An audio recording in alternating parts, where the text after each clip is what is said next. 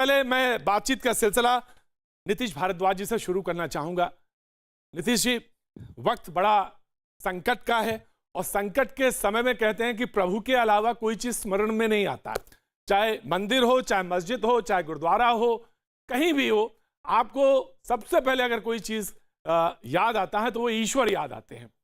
और भगवान गीता में भी कहते हैं कि देखो भाई, तुम कर्म करो, फल की इच्छा ना करो, क्योंकि कर्म और फल के बीच में मैं हूं और मैं ही तय करूंगा कि तुम्हारा क्या हिसाब होना है।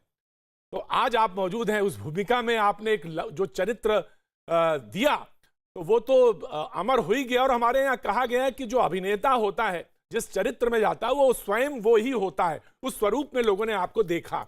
और बात सुनते हैं, आज इस संकट की घड़ी में प्रभु मार्गदर्शन करें।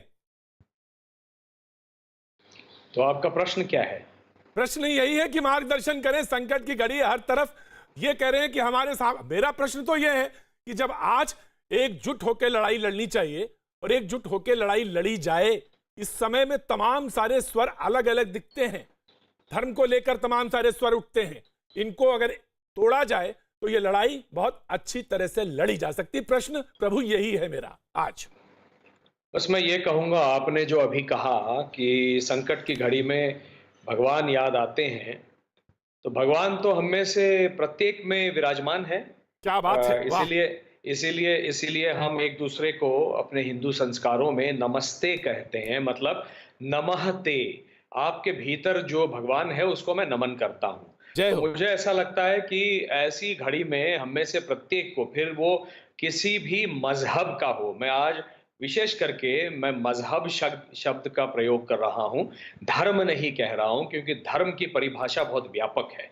जी। तो प्रत्येक व्यक्ति जो मजहब का, हर मजहब का भारत में आज रहता है या पूरे विश्व में रहता है, उसके भीतर जो भगवान है उसको उसे जगाना है, जागृत करना है और उससे मार्गदर्शन लेना है कि मैं जो कर रहा हूं वो सही है या गलत है।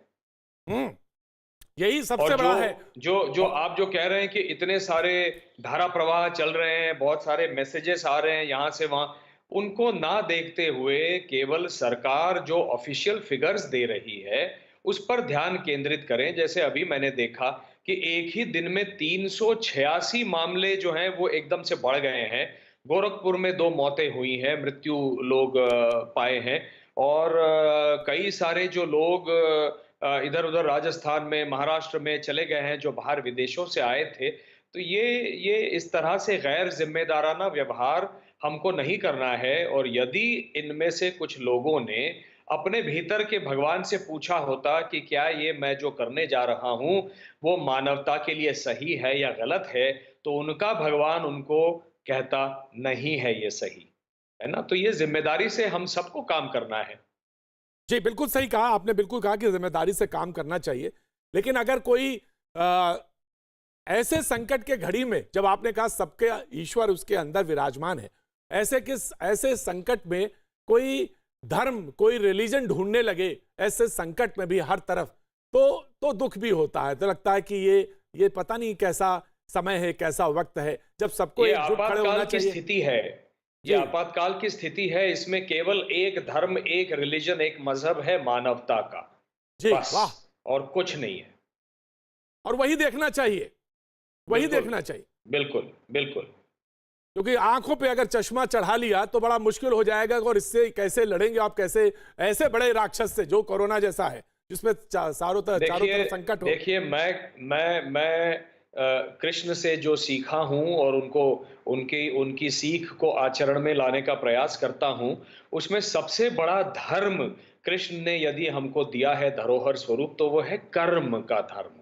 कर्म जी। ही धर्म है। और कर्म एक ऐसा कॉस्मिक लॉ है जो मानव निर्मित मजहबों को नहीं देखता, जो मानव निर्मित सीमा रेखाओं को, रेषाओं को नहीं देखता, वो अपने राष्ट्रों को नहीं देखता। हम में से प्रत्येक उससे आहत हो जाता है। यदि हमने सही कर्म किया है तो उसका फल सही मिलता है, गलत कर्म किया है तो कर्म आएगा, एक दिन आपके दरवाजे पर दस्तक देगा और आपके हिस्से का जो आपको उसको जो न्याय करना होगा वो करेगा, सही गलत न्याय। और कर्म का न्याय हमेशा सही ही होता है।